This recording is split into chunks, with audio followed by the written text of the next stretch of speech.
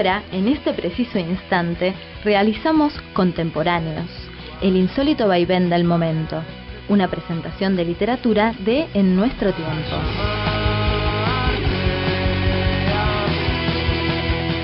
Cada capítulo una autora, un autor, sus textos, un breve encuadre biográfico y sus opiniones cuidadosamente extractadas de entrevistas.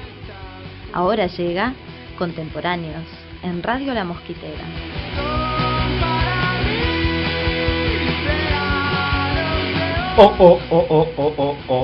Hola amigos.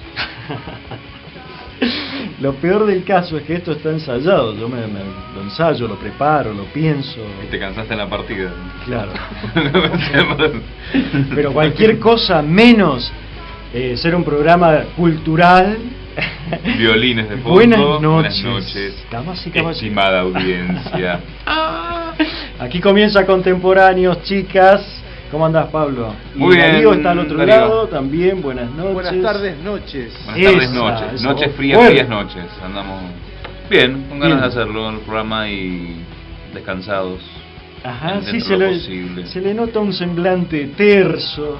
Está jovenecido, ¿no? Claro, como esperando la primavera. Exacto. Pero no llega. Ya va a llegar, loco. Bueno, vamos a estar esta noche en Contemporáneos, como se ha anunciado oportunamente por los, ¿cómo se llaman? Las redes sociales, toda esa tarea muy difícil y que hace Pablo, la verdad, hay que darle un reconocimiento a Pablo, porque ha aportado mucho a la comunicación de Contemporáneos, cosa que yo, la verdad, siempre he así ignorado. No, de veras, está bueno el blog, además del programa, lo recomendamos, hay un montón de material subido, es bonito, es agradable, es, ¿cómo decirlo? ¿Cómo es? Rápido, en fin, todas esas cosas.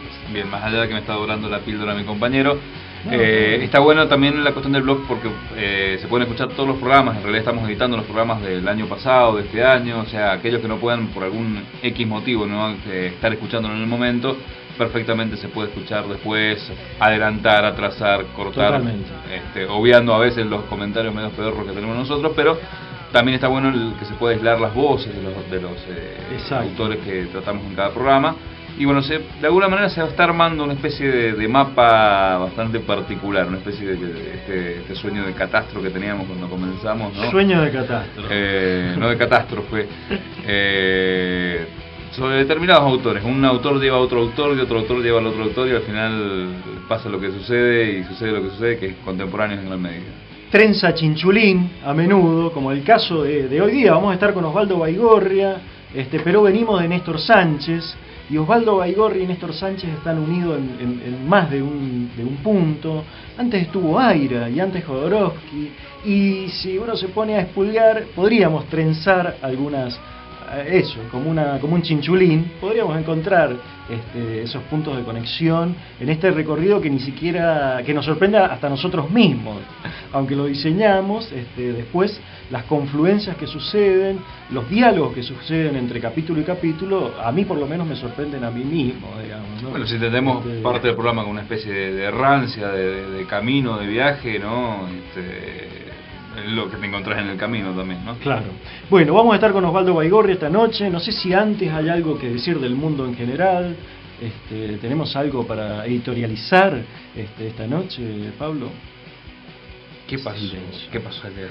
Bueno, no tenemos nada. Capaz que nuestra editorial del comienzo. Dale. No, sí. Un poco lo recomiendo. 3 veces recomiendo, ¿no? Con mucho énfasis la muestra de Santoro. Daniel Santoro en el ECA, por favor vayan a ver. Muy buena muestra, la verdad que ese trabajo que ha hecho desde una indagación profunda en un imaginario del imaginario peronista, ¿no? Con gigantografías, con trabajos que se mezcla el surrealismo con imágenes que creo que están en el ADN de la historia argentina. Impresionante, la verdad que una de las mejores muestras que he visto.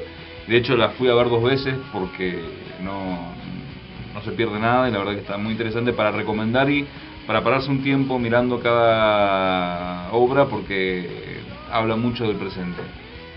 Genial. Yo todavía no voy, pero he escuchado comentarios semejantes al tuyo, así que la verdad que debe ser tal cual.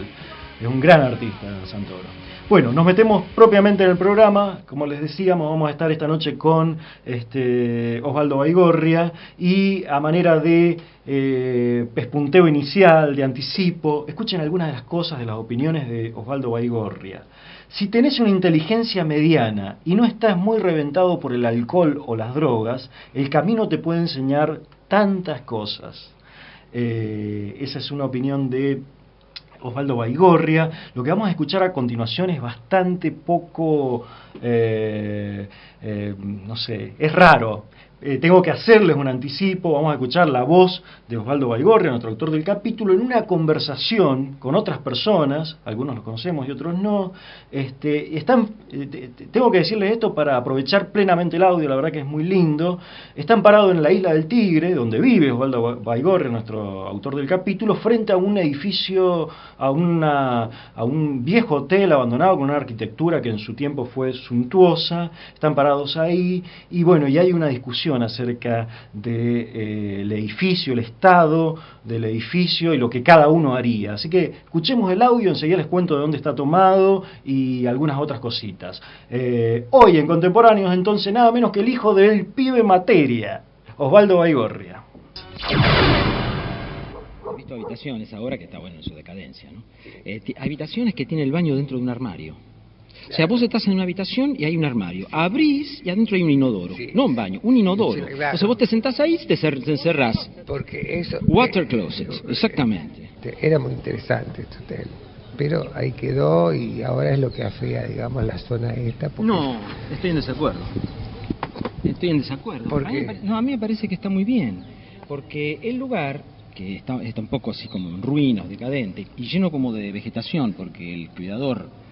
no le gusta andar pasando el pasto, no tiene ganas o lo que sea, tiene para mí un look más silvestre que es interesante. A mí no me gusta ese look silvestre para esta zona que tiene todo lleno de casas lindas, con todo parques cuidaditos y todo, y esto es un montón de yuyo. Tenés que dejar esos lugares. Mejor a que esté así, a que haya como escombros y cosas. No hay escombros. No. Mirá, ¿para qué? Vos lo que pasa es que no sos suficientemente pagano, no sabés lo suficiente de estos temas. Yo no soy pagano. No sos, soy súper realista. Sos cristiano, carlista. Yo soy súper realista. Sería hermoso que lo arreglaran, pero mientras tanto, que esté así es mejor, digamos, que no lo tiren abajo. No. En algún momento lo tendrán que arreglar porque... Yo lo que sugerí de esto es que arreglaran el hotel bien, un lugar de cultura, eso es lo que yo siempre quise acá, para hacer ahí salones de exposiciones. ¿Y los duendes? Los duendes también. No, los duendes no están en la naturaleza, los duendes. Sí, no hay. Así como en todo jardín tenés que dejar un lugar sin tocar, sin carpir, sin meterte, sin nada. De la misma manera, en toda comunidad o en todo terreno tenés que dejar un lugar que esté lo más intocable, que el ser humano no entre, porque ahí están los duendes. Para mí la idea es, yo soy conservacionista, ¿no? La idea es que me parece que hay que conservar. En este momento el mundo no necesita más cambio. ¿Vos sos conservador? Conservacionista. No, yo soy conservador. Es una forma de ser conservador. Soy conservador en ciertas cosas y hay cosas que no tienen que cambiar. Yo también, yo soy conservador. Como poner las huertas. Si pensás en la idea de huerta, como dirías más como a la permacultura. Pero siempre hay que dejar un lugar sin cultivar. Esto es una idea de Findhorn, que es una comunidad escocesa. Bueno, es una idea en realidad que lo toman del paganismo europeo, ¿no? Antiguo, pero ellos lo han propagandizado, difundido en las últimas décadas. Dejar una zona del jardín o del huerto sin tocar, en el medio si es posible. Porque es como que así la tierra reacciona de otra manera, hay otra relación con las plantas. Nada más que determinadas plantas que reaccionan para proteger a todas las... Está el tema del espíritu de la naturaleza, no los espíritus de la naturaleza. Digamos que el río tiene un espíritu, digamos que el árbol tiene espíritu. Esa sería como esa idea, es una idea bella, tiene belleza esa idea. Bueno, ahí está la voz de Osvaldo Baigorria, que es la que termina de sonar, la voz de varón más joven. El trabajo está hecho por REA. REA es Radio Electrónica Artesanal, un proyecto de los tantos que existen en este momento, muy interesante. Radio Electrónica Artesanal, van a la Isla del Tigre, bueno, y hacen unas entrevistas ahí múltiples con algunos pobladores, entre ellos está Osvaldo Baigorria. Enseguida vamos a escuchar otra parte de ese trabajo, un poco más específico, donde Baigorria habla propiamente de su trabajo, algunos de sus libros, pero quise traer esto, que es medio un berretín, porque la verdad que a mí me parece que en esta pugna, ¿no?, entre de la discusión que se entabla entre Baigorria y el otro señor, hay como un signo de muchas de las visiones de Baigorria, de los trabajos de Baigorria, y es esto, digamos, es oponerse a la cultura occidental, patriarcal, cristiana, la cultura de la limpieza. O sea, Baigorria flashea con una arquitectura maravillosa, pero ganada por el verde de la isla, ¿no?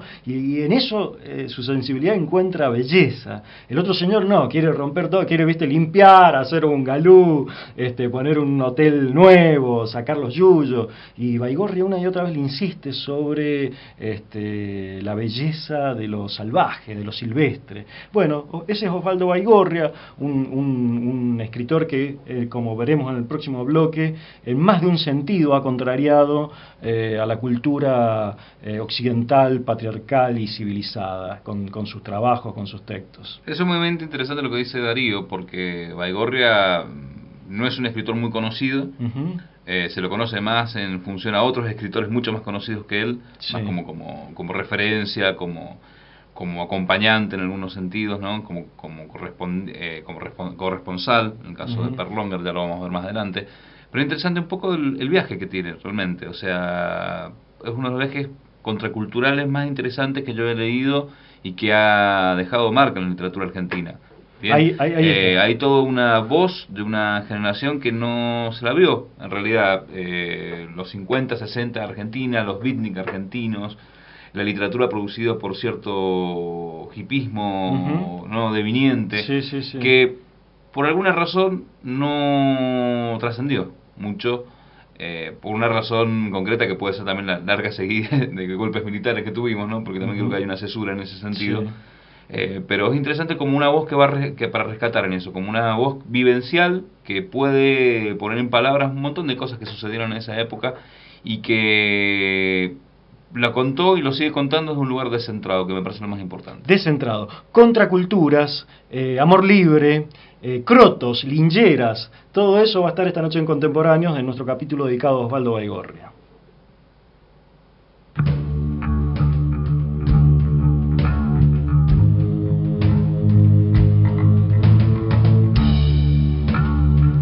Y en nuestras cortinas esta noche, Androide, esta banda de por aquí cerca, creo que es la banda de los descendientes de un tremendo artista que es don Luis Quesada, ¿no? Creo que son los nietos, a ver cómo suena.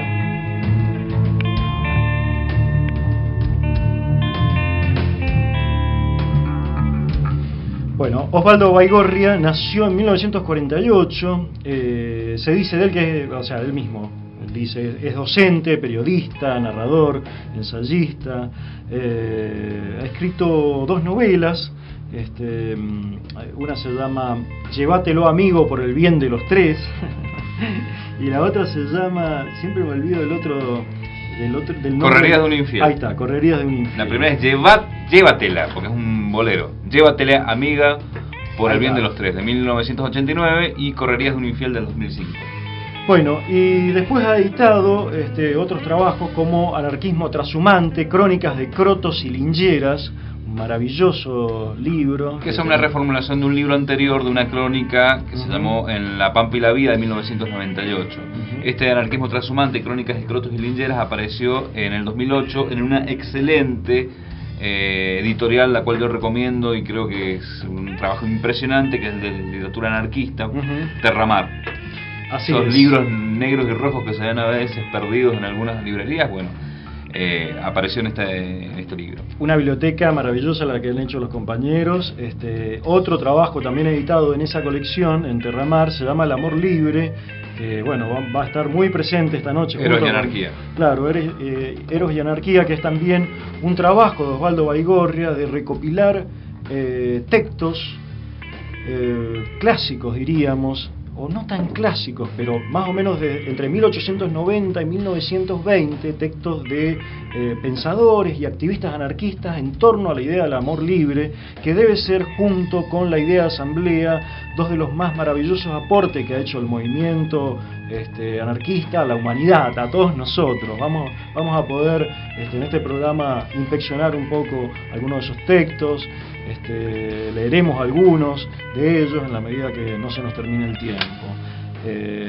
Adelante. Bien, recapitulando un poco con la bibliografía, ¿no? George Bataille y el erotismo del 2002, que es una recopilación de algunos segmentos de la obra del filósofo francés.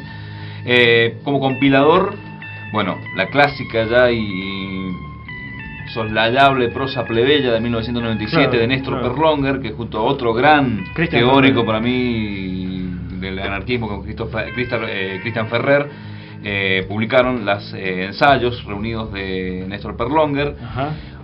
También muy interesante, un barroco de trincheras, ya no tanto como autor, sino como el recopilador y el que arma las cartas a Baigorria de Néstor Perlonger, del 2006, unas cartas que la Rosa le mandaba desde Argentina y después desde San Pablo en su exilio, muy hermosas. En una etapa de la biografía de Baigorria que lo ubicó en el norte canadiense. Claro, ahora vamos a contar un poco así. Estoy medio desordenado hoy día. Vamos a decir algunos de los trabajos que ha tenido Baigorria, nuestro autor del capítulo. Ha escrito como periodista. Lo más importante y lo más, no sé, que no puede soslayarse es que fue uno de los realizadores de Cerdos y Peces, Baigorria. Esa mítica revista del Under con Enrique Sims, ¿no? Claro. Ha escrito también para Página 12 muchos años, pero Baigorria fue un muchacho que a cierta edad, como tantos muchachos, se tomaron el buque. O sea, en cuanto pudieron, hicieron bolsito, aprendieron a hacer artesanía y agarraron la ruta y viajaron por toda Latinoamérica y llegó hasta Canadá. Ha vivido en colonias de amor libre, ha vivido con cuáqueros en el norte.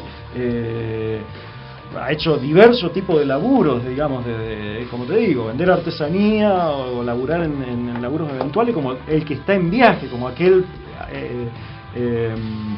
epígrafe, si se quiere, con el que empezamos el programa. Si tenés una inteligencia mediana y no estás muy reventado por el alcohol o las drogas, el camino te puede enseñar tantas cosas, ¿no?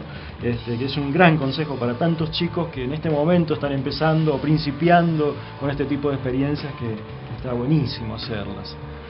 Bien, un poco para ampliar, o sea, fue desde bombero forestal, artesano, bañaba cuadraplégicos en Los Ángeles, bueno, una vida bastante agitada, viajero, trabajó de ghostwriter, de escritor negro en Italia, haciendo tesis para estudiantes, para estudiantes que tenían que presentar su tesis sobre literaturas hispanoamericanas. Claro. Bueno, vivió de eso durante mucho tiempo. Me interesa datar algo, si me permitís. Dale. Dice adelante. Una cosa que me parece muy interesante. Siempre se sintió muy atraído por la figura, ¿no?, de los grandes nómades, desde Artaud, Rimbaud y ¿no? Y acá hace algo que me parece muy interesante. Dice: la caminata, el fardo, el desierto, el hastío, la cólera. Mal sabía yo en esos días lo incómodo que podía ser trabajar en una cantera desértica con 50 grados de temperatura, rodeado de pulgas y mosquitos, armado de ardiente paciencia. Yo ese trabajo no lo hice, aunque llegué a limpiar Monte Virgen como bombero para combatir incendios forestales de altísimas temperaturas sobre montañas canadienses, también de cierta altura, y a sembrar árboles con esas montañas o en el barro de las praderas rodeado de tábanos y mosquitos, armado de pico y pala. Pero eso ya es otra historia. Bueno, ahí está algunas de esas aventuras. Osvaldo Baigorria al mismo tiempo es descendiente supuestamente del general Baigorria, ese hombre con algo de sangre india, ¿no? A ver, por acá estaba la etnia, parece que era Huinca, ¿viste? De los Pampas, de por ahí de esas zonas del centro del país. Baigorria se lo ve en una foto con una remera que dice 100% negro, por ejemplo. Ese es Baigorria, alguien que él mismo ha dicho capaz no ser un anarquista, pero simpatizar como tanto de nosotros con muchas de las ideas anarquistas, un hombre que vive en el Tigre, ahí en la silvestría, dado al trabajo del cuerpo también, de ese autor. Ese autor es el que estamos presentando esta noche en Contemporáneo. Y otro dato para este bloque de encuadre biobibliográfico es que su propio papá, el papá de Osvaldo Baigorria, fue uno de esos lincheras, crotos, vagabundos, trashumantes que él mismo se ocupa de analizar en ese libro al que hacíamos referencia recién, que se llama Anarquismo Trashumante, y que dicho sea de paso está gratuito y libre para todo el mundo en la red. Como, ¿no?, todas las obras de esta editorial. Como todas las obras de la editorial anarquista Terramar, exactamente. Bien, esto a que se refería Darío es porque mientras realizaba esta investigación, Anarquismo Trashumante, Baigorria, descubre que su padre, en su juventud, había sido croto. Y durante muchos años él tuvo otra imagen del padre. Claro. Entonces, a lo largo del trabajo, que es muy interesante en cuanto a los datos que presenta, los testimonios de crotos que todavía él logra entrevistar, toda una genealogía que va creando de experiencias a lo largo del territorio argentino, con sus luchas y con sus tragedias también, y cómo va cambiando también y va desapareciendo esa figura mítica del croto. Descubre que el croto lo tenía en su casa. Claro. Bien, dice: tal vez por pudor, tal vez por temor a la sanción moral de mi madre o de mi familia materna, otro estilo, otro origen, otras pretensiones en un hogar de inmigrantes italianos dedicado a actividades más sedentarias o decentes. La cuestión es que don Samuel Baigorria se las arregló para ocultar durante casi 50 años su iniciación en la transhumancia. Incluso cuando su hijo, yo, se fue de su casa a recorrer el mundo, el viejo se quedó callado. Cuando era muchacho, yo también anduve bastante por la provincia, decía apenas, cada vez que yo regresaba y le contaba mis anécdotas de viaje. Y si no fuera por tu madre, hubieran dado mucho más. De modo que me acostumbré a verlo como un hombre que no se atrevió a aventurarse por ahí porque su mujer no quería. Mis viajes a dedo por América, desde la Argentina hasta Canadá, constantes cambios de lugar de residencia, de México a España, pasando por Estados Unidos a Italia, mudanzas de trabajo, entre el periodismo, la artesanía y la agricultura de subsistencia, cambios de vínculos, de pareja, de amigos, de proyectos. Todo mi deambular por el mundo se me antojó una ruptura con el hogar paterno. Nunca, hasta que di los primeros pasos en la investigación que me llevó a escribir este libro, se me había ocurrido que los 15 años que pasé con la mochila a la espalda podían ser en parte herencia, continuidad, extensión de un proyecto inconcluso. Solo al sentirse legitimado por mi propio interés, él se animó a hablar de su experiencia. Recuerdo que cuando le comenté acerca de mis primeras lecturas sobre los crotos, gracias a las incitaciones de Ana María Ordóñez y Pedro Ribeiro, organizadores de un grupo de rescate de la figura del croto histórico, se pasó una mano sobre la calva y asintió varias veces con la cabeza antes de decir: yo te puedo contar muchas cosas, cuando era pibe anduve varios años entre los crotos. Pronto aprendí que andar entre los crotos significa que él mismo fue croto, que viajó en trenes de carga por las provincias de Buenos Aires y Santa Fe, que trabajó en las juntadas de maíz, papa, batata y otras cosechas cuando pudo, que pidió o robó si hizo falta y que durmió a la intemperie muchas veces. Todo esto fue saliendo de a poquito entre mate y mate mientras crecían mis primeros borradores sobre esta subcultura. Leí en algún lugar que a los crotos de antes no se les conocía por el nombre sino por un apodo, le comentó un día. ¿A vos cómo te llamaban? El pibe materia, responde mi viejo. El apodo me lo puso un croto ladrón que llamaban el petizo enterreano, porque resulta que yo tenía otitis crónica y el oído me supuraba.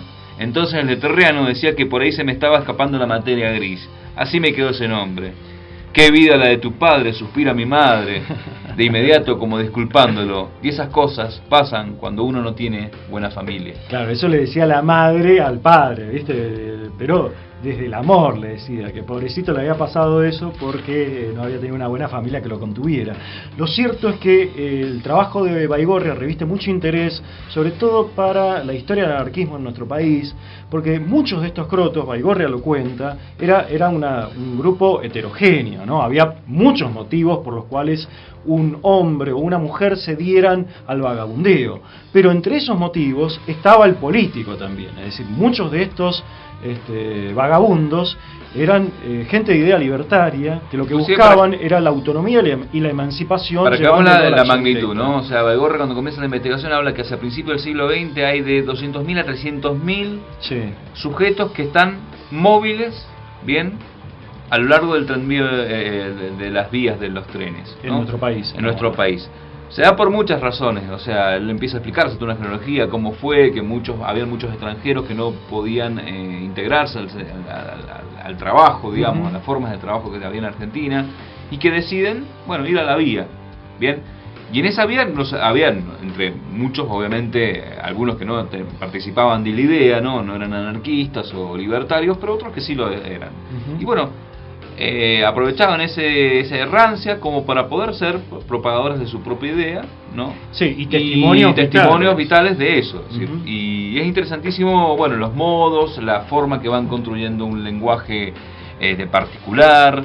En esta crónica va a recopilar muchos de esos, inclusive hacia el final hay 2 glosarios que ha armado con muchas terminologías que a mí me interesaría después hablar sobre eso, porque hay un trabajo de lingüístico sobre el asunto, y te retoma, por ejemplo, la figura de Ángel Borda. Ángel Borda escribió un libro que se llama Perfil de un libertario. Ángel Borda fue uno de los fundadores de la Federación Argentina Libertaria y uno de los militantes que pudo meterse en la forestal y armar los primeros sindicatos en la forestal, cosa que no es joda. Estamos hablando de 1890, por ahí, o un poco antes. Un poquito después. Un poco después. Sí. Bueno, amigos, primer bloque de contemporáneos esta noche en torno a Osvaldo Baigorria, el hijo del pibe de materia. Adelante, señor director. Porquerías, color y olor insano, busco valor en el cartón, en el piso. Experimentales, super-unders, marginales, contemporáneos. Detrás un vidrio, me ensucio todo y es mejor. Soy conocido por la que me espera en casa.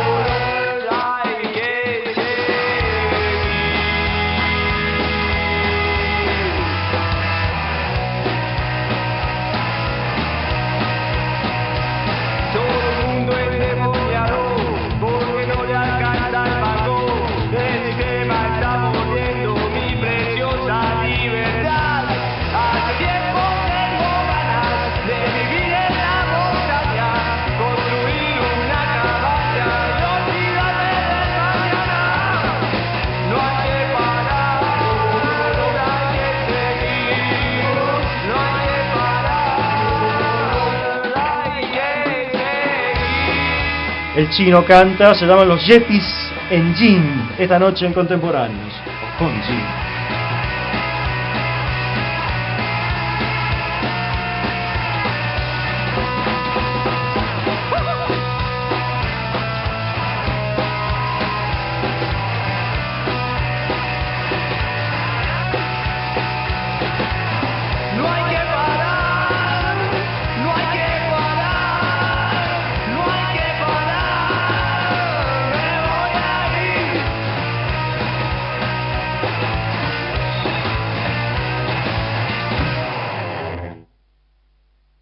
Es sábado, son las 5 de la tarde, estás lavando el auto. Hoy salís con Andrea, tu novia, tu amigo Gastón y su chica Pilar. La previa en una estación, algunas cervezas, la música al palo. Estás feliz, la noche es tuya, boliches, tragos, luces, amigos, fiesta. 5 de la mañana volvés, la ruta despejada, acelerás. Es domingo, vas en un auto alquilado detrás de 2 carrozas. Pilar y Gastón están ahí. No te acordás de nada, pero sabés que fuiste responsable. Salir de noche está bueno. Matar a tus amigos, no. Si vas a manejar, no tomes alcohol. Mendoza, vida y vuelta. Tránsito responsable.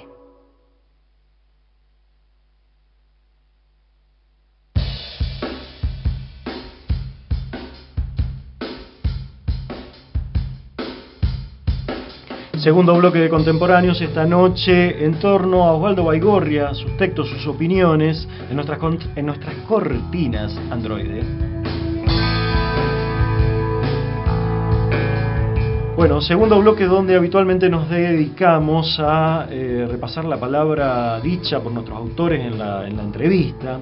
En el caso de Baigorria no hay muchas entrevistas realizadas. Hay una publicada en Página 12, hecha por Facundo García, y está hecha con motivo de su libro Anarquismo Trashumante, Crónicas de Crotos y Lingeras, del que venimos hablando y del que recién hacíamos bastante referencia. Facundo García le pregunta a Osvaldo Baigorria: da la impresión de que hoy la itinerancia del que salió de la sociedad se define por la carencia. El sin casa reemplazaría al croto que asumía su condición con cierto optimismo. Y Baigorria responde o completa, digamos, esa inquietud del periodista. A mí me gusta pensar que en toda víctima de la precarización hay un impulso afirmativo que combate la tristeza. Así, el que está en las malas puede considerarse desde lo que no tiene o desde la positividad de lo que es capaz de hacer para mejorar. Ambas visiones pueden convivir en su conciencia. Es una cuestión de perspectivas. Tampoco es indispensable el traslado físico. Hay una idea de Deleuze, en 1000 mesetas, que explica que el nómade no es necesariamente el que se traslada, que uno puede llegar a ser un nómade estando quieto. Tiene que ver con el movimiento y la libertad de su espíritu. Me interesaba por lo siguiente, porque para retomar 2 ideas de Baigorria. La primera es que esta situación de precariedad que denota el estar sin casa o el ir de un lugar a otro, no es un chiste, ¿no? Digamos, no es una cosa así romántica. Digamos, en muchas circunstancias la cuestión es bien dramática.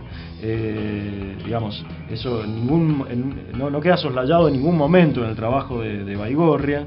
Él mismo dice que estos tiempos son tiempos mucho más crueles, muchos más densos. Pasa por ahí el gobierno de Macri, por ejemplo, persiguiendo a la gente que está en la calle en la ciudad de Buenos Aires. No es ningún ingenuo, digamos, Baigorria. Lo que no quita, lo que termina diciendo hacia el final de su respuesta, que muchos hombres y mujeres lo hayan vivido a lo largo de la historia como una instancia de liberación y como una instancia de repudiar la cultura en la que hemos sido criados y como una manera de autonomía y emancipación, como decíamos recién. Sí, inclusive como una instancia mucho más profunda de libertad, o sea, la idea de la posibilidad de vivir desmarcado, sin las estructuras, fuera de la estructura, con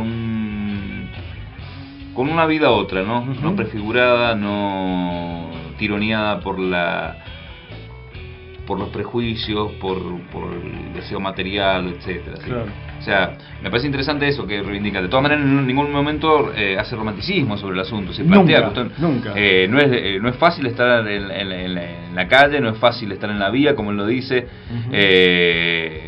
Es un momento también, él dice, posteriormente, bueno, cuando ya está en el Delta, que se va a vivir ahí, plantea esta cuestión de cómo se van dando estados diferentes, pero que él no podría volver a hacer lo que hizo anteriormente, que no se arrepiente de haberlo hecho, pero bueno, Eso es interesante porque lo hace con mucho respeto y para nada viéndolo como una cuestión superficial. Fíjense cómo continúa en esa misma entrevista, en página 12, con Facundo García. Hacia el final de la entrevista, Osvaldo Baigorria dice: ellos eran autodidactas, ellos los anarquistas de principio de siglo en nuestro país, y nos recuerdan que es posible ser desertor y a la vez tener una actividad intelectual intensa. Tenían una dignidad que escasea últimamente, la dignidad del pensamiento autónomo. Y eso se está perdiendo. Hay un aumento de la presión social para que todos entremos en moldes prefabricados. Bien. ¿No? Y un poco para cerrar esto, un poco explicando, ¿no?, esta idea de, y por ahí el porqué de ese movimiento que tiene, el por qué se desplaza, por qué se va, ¿no?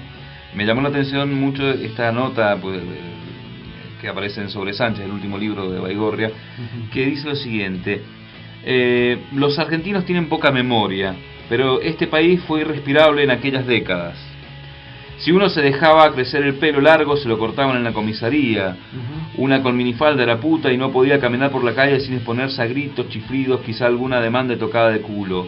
Otro con aro en la oreja era puto y capaz que lo agarraban a trompadas a plena luz del día. Documentos era el pedido amenazante de la autoridad en cualquier sitio, antes de la palpada, requisa contra la pared. Si encontraba una tuca de marihuana en el bolsillo, uno podía ir preso, quizá por varios meses. Si se escuchaba rock medio alto en su casa, los vecinos llamaban a la policía. No se podía hacer nada, y tampoco fue fácil irse, a menos que uno hubiera nacido en un hogar con fortuna. Conocí muchos que recorrían las dársenas del puerto con la fantasía de encontrar un buque mercante en el que engancharse lavando platos, e incluso embarcarse como polizontes para llegar a Recife y luego pasar por Guyana hasta Venezuela y el Caribe, o embarcarse a Dakar para llegar a Europa en cruce de jeep sobre el desierto, o atravesar a pie la selva de Dairén para pasar de Colombia a Panamá. Ese era el norte de toda una generación beat criolla, golpeada, arrasada por el terrorismo estatal y social de la Argentina de esos años. La mayoría se quedó, por supuesto. No era tan sencillo cruzar la alambrada de púas hacia afuera. Había que juntar dinero, valor, astucia. Por eso admiro esas salidas de sí, piradas, abiertas hasta el hueso de quienes se fugaron de Argentina a fines de los 60 y principios de los 70. ¿Cómo decirlo? Era como huir de un inmenso campo de concentración. Antes del famoso proceso, aclaro, después todavía fue peor. Argentina era represiva, incluso en la época del Ditela, de la manzana loca y del cordobazo. Argentina era la Sudáfrica de Latinoamérica, el país más nazi del cono sur. Argentina era la pálida, era como decía Billy Bond, 60 viloratos nada más y un maní para mascar, 4 minifaldas y un patín olvidados en un rincón. Salgan al sol, revienten, salgan al sol. Claro que al salir uno se encontraba con prisiones todavía más grandes, a lo largo y a lo ancho del continente, pero que había un poco más de aire, más lugar para volar justamente por lo largo y lo ancho. En Bolivia, Perú, Ecuador, la policía también paraba mochileros, pedía documentos, revisaba bolsillos, preguntaba si encontraba drogas, detenía, amenazaba con la deportación, robaba cámaras y hasta pasaportes. Uno se quedaba varado a la espera de los papeles en los alrededores de la embajada, otro se volvía a la frontera a ver si lo dejaban entrar de nuevo. Los más afortunados seguían viaje para encontrar casi lo mismo más arriba, en Centroamérica, con la amable excepción de Costa Rica y México, donde la mordida, la coima, los dólares mostrados como sin querer entre las páginas del pasaporte funcionaba. Bueno, y para cerrar este bloque vamos a escuchar un poquito más a nuestro autor del capítulo, Osvaldo Baigorria. Esta parte del audio que viene genial, va a hablarnos de anarquismo trashumante y bueno, de esto, del croto anarquista, del vagabundo linchera con conciencia libertaria. Y hacia el final del audio nos va a leer dos párrafos de un libro perdido de Néstor Sánchez que se llama El hombre de la bolsa, que es verdaderamente hermoso. O sea, en realidad esos párrafos están en otro libro de Néstor Sánchez, pero fueron escritos ahí en el Tigre, cerca de donde él está hablando. Osvaldo Baigorria, entonces, lo que viene. Yo creo que muchos de los trabajadores de golondrinas se quedaban de lincheras, de crotos, ¿viste? Entre cosecha y cosecha tenían que quedarse. A mí me parece que es como un deseo, ¿no? Un deseo de que sea posible una salida, ¿no? Que en la intemperie, en la calle, qué sé yo, no rodeándose de tantas seguridades, una persona pueda llegar a ser más libre y más feliz. No sé si libre y feliz, ¿no? Pero bueno, tener otra vida, ¿no? Distinta a la que todos tenemos habitualmente. Yo creo que es eso. Siempre hubo anarquistas expropiadores. Y esta era la misma idea, más o menos, ¿no? Estaba bien robarle a los ricos, estaba bien robarle al Estado, y estaba bien, si había que matar en defensa propia a un esbirro del Estado, está bien hacerlo, está bien repartir, además, ¿no? No quedarse todo para uno. Pero lo que pasa es que cuando se rompió, y dar algo para la causa, muchos delincuentes creo que aprovechaban el hecho de que los anarquistas los tenían, sí los protegían, los consideraban el proletariado valiente, ¿no? Como esa porción de la clase obrera que es valerosa, ¿no? Que se anima a hacer eso, se anima a hacer eso. Entonces, aprovechaban eso para conectarse con las redes de los anarquistas, daban alguna guita para que se impriman periódicos y todo, y cuando tenían que huir, en las casas de los anarquistas los protegían, era una red, ¿no? De contención para mucha delincuencia. Esto lo sabían comisarios, hay un comisario que era un excelente cronista de los tipos de delincuentes, ¿no? Y hablaba de esto, del delincuente de esa época, que era como un tipo, no era como el gángster, tenía como cierta solidaridad de grupo, de clase. Y eso terminó, ¿no? Porque ahora vivimos en un régimen más cínico, ¿no? De sociabilidad.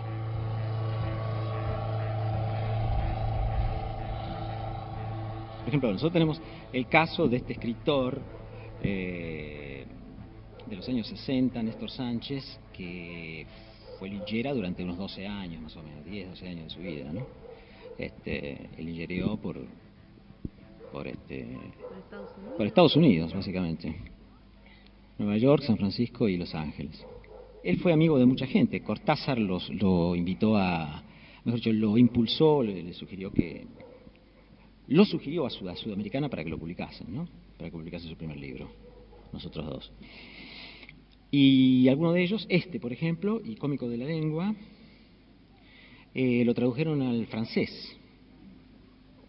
Se reeditó en Barcelona por Seix Barral y lo tradujeron al francés también. Él vivió en Francia, después en un momento dado, un quiebre en su vida y se fue por la vía, ¿no? Llamó mi atención ayer porque justo habla es como un diario que está haciendo el narrador de esta novela, que es El amor, los Orsines y la muerte. Entonces, en un momento dado, unas pocas páginas, tiene del diario que lleva en el Tigre, cuando se había encerrado para escribir una novela llamada El hombre de la bolsa.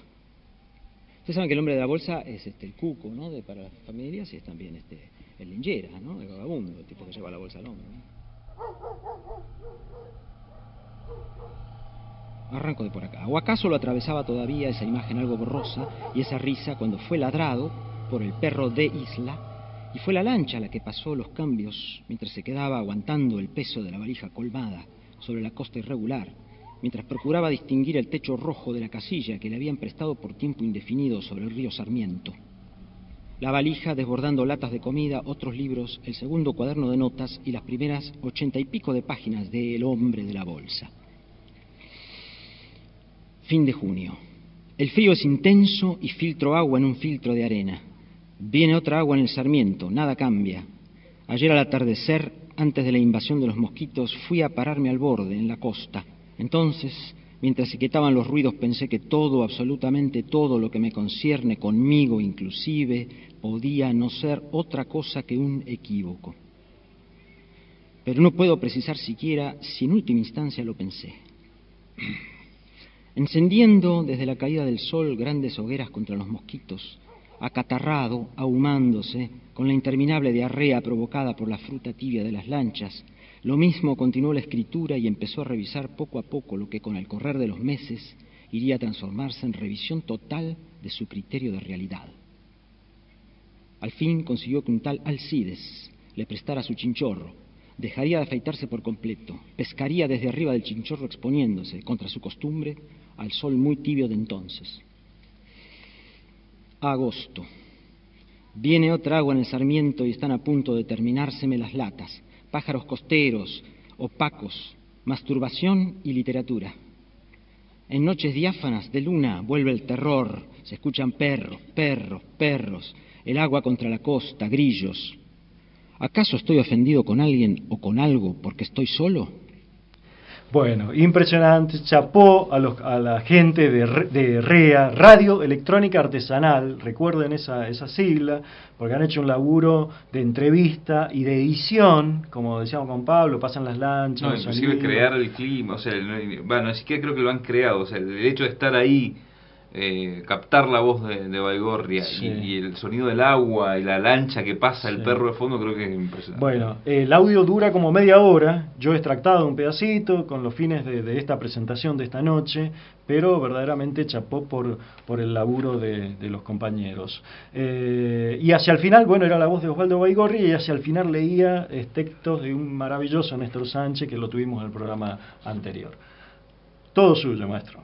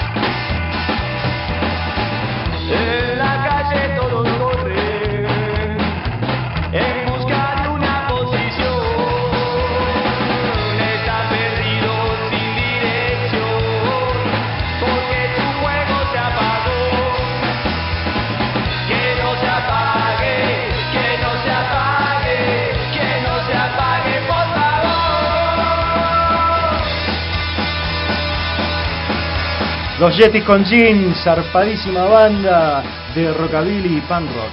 Esta noche en Contemporáneos.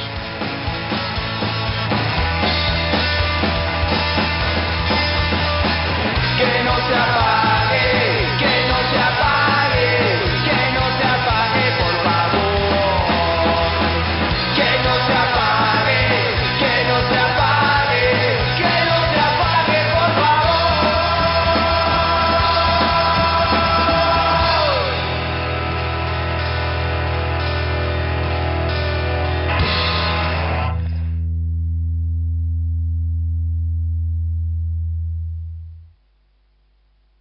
Es sábado, son las 5 de la tarde, estás lavando el auto. Hoy salís con Andrea, tu novia, tu amigo Gastón y su chica Pilar. La previa en una estación, algunas cervezas, la música al palo.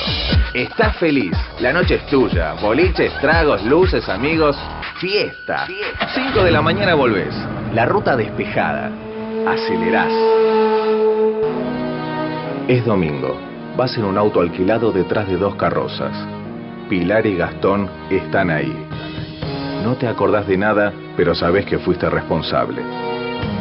Salir de noche está bueno. Matar a tus amigos, no. Si vas a manejar, no tomes alcohol. Mendoza, vida y vuelta. Tránsito responsable.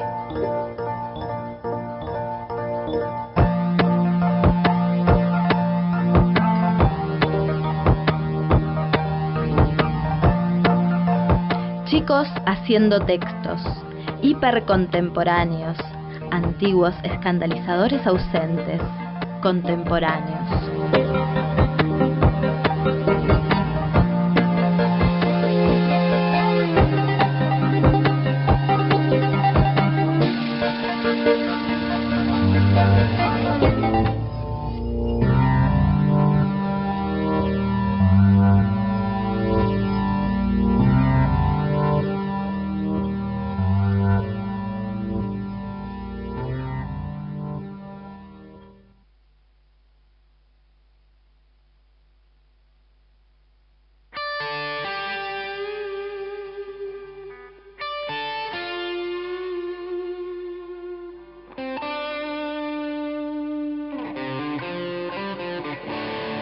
Tercer bloque de Contemporáneos, amigas, esta noche en torno a Osvaldo Baigorria. Es increíble, esta es la hora más corta de la historia. No lo puedo creer. Y el tema es que nos queda mucha cantidad de cosas insoslayables, ¿no? Pues claro, una segunda parte, de una. ¿Cómo vamos a soslayar el trabajo El amor libre, Eros y anarquía? Un trabajo hecho por Osvaldo Baigorria. Yo cuando pensé en el capítulo de Baigorria pensé que esto iba a ser lo central, se terminó el programa y no hemos hecho todavía referencia. A cual yo le debo muchas noches de reflexión profunda, claro. Y muchas crisis también. Vos me pusiste en contacto con este material y voy a estar agradecido por siempre. ¿Y cómo vamos a soslayar en un capítulo sobre Baigorria el trabajo sobre Sánchez, ¿no? Que un poco lo usamos el capítulo anterior, que fue justamente el programa en torno a Néstor Sánchez, pero bueno, ahora se trata del programa en torno a Osvaldo Baigorria, entonces hay que hablar un poquito al respecto. Bien, este texto que está refiriéndose Darío es sobre Sánchez, publicado por Mansalva, el último libro de Baigorria, 2012-2013, y es una biografía que creo que junto, no lo digo yo solamente, sino muchos críticos, que junto con la monumental obra de Straface sobre Osvaldo Lamborghini serían como las dos grandes biografías del fin de siglo, o digamos no fin de siglo, pero de la literatura argentina en los últimos 20-30 años. Sí. Primero porque no hay una tradición de grandes biografías, y sobre todo por lo extraña y experimental y lo muy bien escrita que están los dos. Claro. Son muy diferentes una y otra, lo que sí plantean cosas que no son las típicas biografías universitarias, ¿no? Claro. Munidas de saberes o chismosas, bibliográficos extremos, o que se alimenten del chismerío berreta, sino en el fondo parten de casi como si fuera un ejercicio conjetural, ¿no? Claro. O sea, se está hablando de una biografía conjetural, es decir, plantean dos o tres interrogantes de un calibre existencial muy fuerte. ¿De qué está hecha una vida literaria? Básicamente, y a partir de eso tratar de iluminar algunos sectores, pero sabiendo que no lo vas a poder lograr nunca. Claro. Esta obra en realidad ha tenido muchas reescrituras, es todo un capítulo aparte, lo que el vaivén y la itinerancia del mismo texto, bien, las consecuencias materiales del mismo autor. Esto empezó siendo una biografía común y corriente sobre Néstor Sánchez, lo cual es muy difícil porque Néstor Sánchez es prácticamente un escritor fantasma. Un escritor muy complicado que tuvo una desaparición de prácticamente 12-13 años, en donde no ha quedado muchos datos sobre su propia vida, bastante elíptico él, ¿no? Y después se transforma en una especie de ensayo sobre la misma obra de Sánchez, pero es muy raro que en un momento el mismo Baigorria dice, por ejemplo, los Orsini no lo leí, no pude lograr leer más, dice.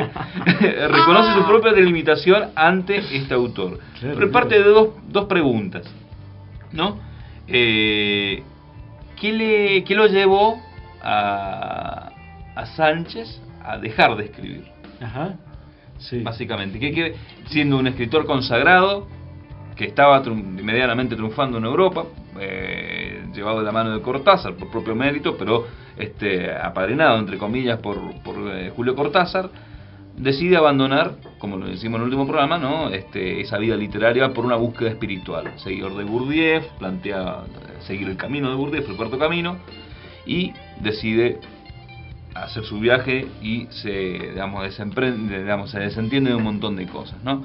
El caso es que Baigorria trata de indagar en esa pregunta: ¿qué pasó con Sánchez para abandonar la escritura? Y otra pregunta que hace: ¿cómo fue el mismo Sánchez planteando ese abandono mientras se iba consagrando? Claro. Es como un movimiento extraño, de ida y de vuelta al mismo tiempo.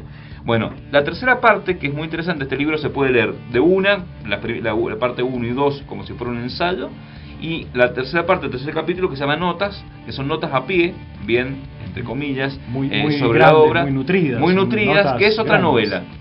Bien, es una novela. Él dice que es una especie de ensayo astillado por una especie de post-trans autobiografía que se mezcla con un montón de cosas, pero lo cierto es que va un poco detallando cómo él fue su viaje con la obra de Sánchez, con la biografía de Sánchez, y al mismo tiempo cómo él se va desplazando. Él se va a vivir, deja Buenos Aires, se va a vivir a una isla del Tigre, bien, con la pretensión de tratar de escribir ahí la biografía, y dice, por ejemplo, en un momento: en mi caso las raíces se hundieron en el barro porque de la venta de la casa de mis padres tras su muerte quedó un departamento que luego también se vendió, y así llegué a comprar esta casa en la primera sección de las Islas del Tigre, desde la que me encuentro tipeando esta mismísima palabra.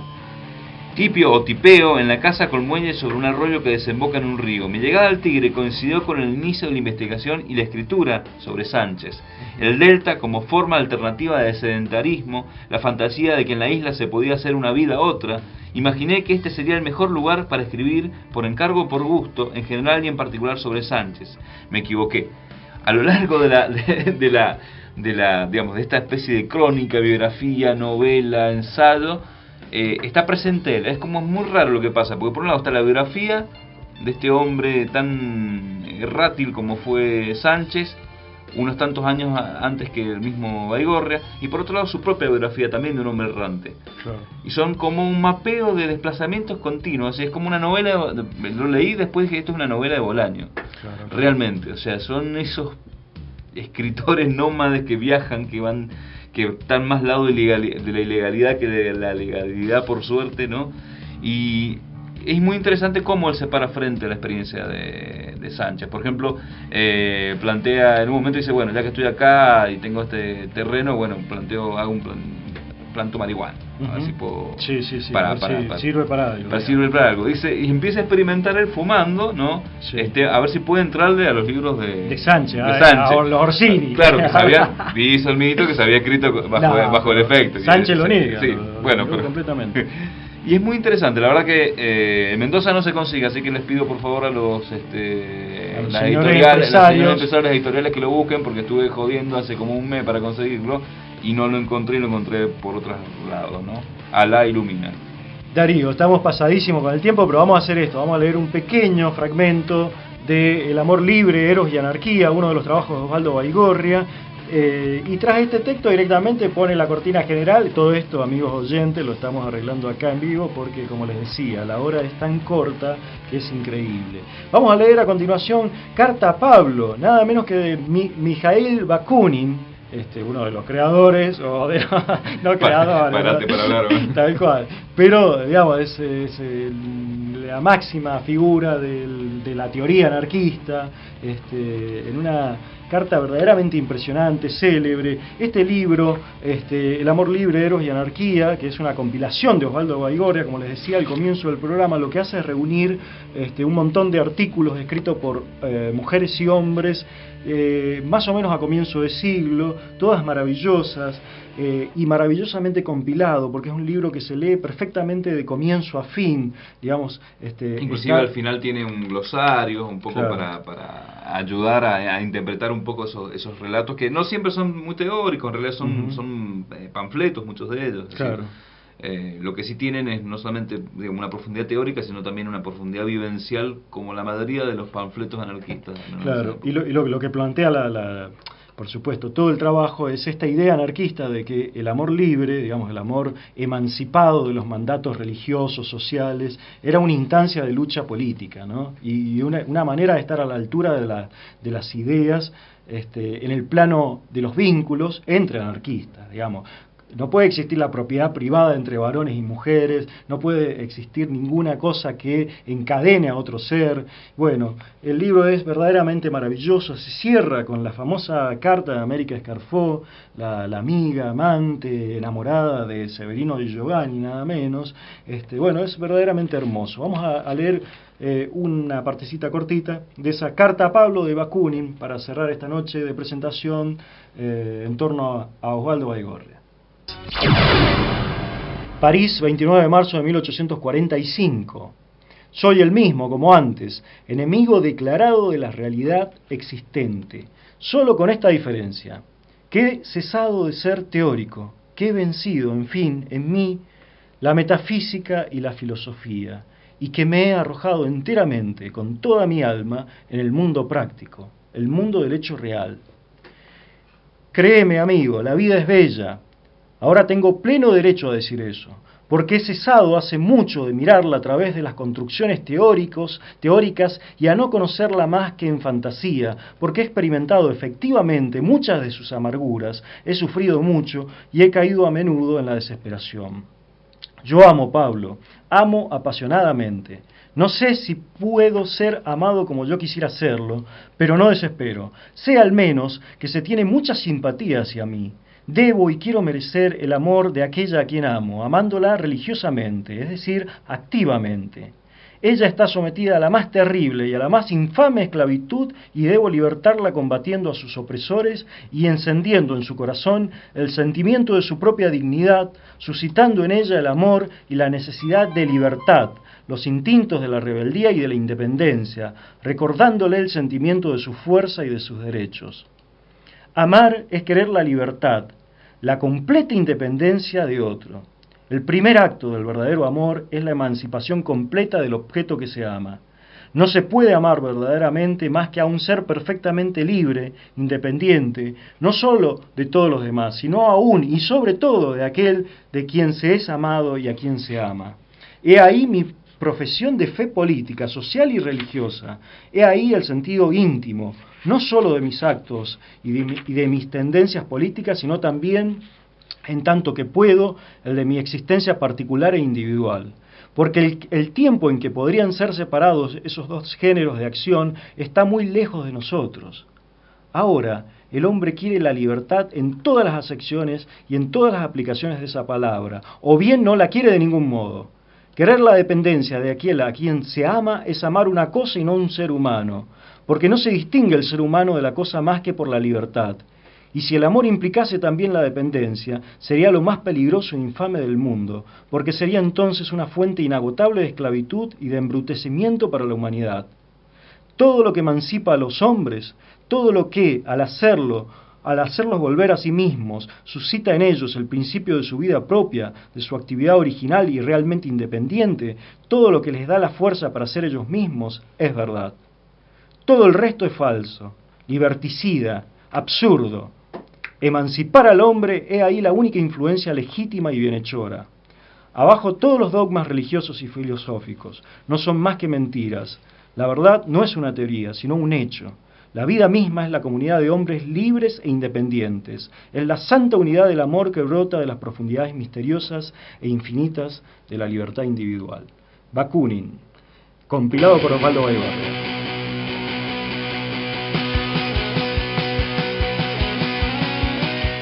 Y bueno, sí, chau, adiós. Chau, momento adiós. Oportuno para despedirnos. La verdad que se hizo largo, pero bueno, así se dan las cosas, amigos. Salud y anarquía. Un beso, muchas gracias, Darío. Nos encontramos el lunes. Disculpe la tardanza, pero bueno, así son las cosas.